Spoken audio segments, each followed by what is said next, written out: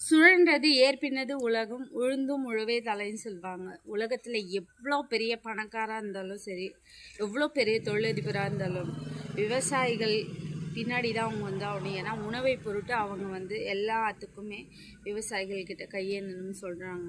தெய்வ தொழில் என்பது விவசாயம். அதாவது ஜபம், தவம், மோட்சம், இந்த 3 நிலைக்கும் அப்பாற்பட்டது தான் இந்த உணவினுடைய தன்மை.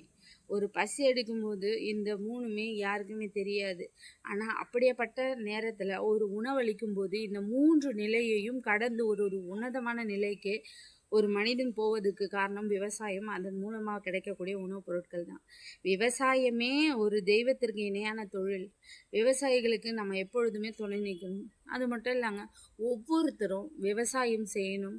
வீட்டில் செடிகள், மரங்கள், உணவு உற்பத்தி வேலையை ஒவ்வொருத்தரும் செய்யணும். ஏன்னா ஒவ்வொருத்தருமே 3 வேளை 4 வேளைன்னு சாப்பிட்றோம். உணவுப் பொருட்கள் உற்பத்தி இல்லாமல் ஒருத்தர் மட்டுமே உழைக்கணும், மற்றவங்கெல்லாம் சாப்பிடணும்னு இருந்தால் அப்போது உணவுப் பொருள் தட்டுப்பாடு வரும்.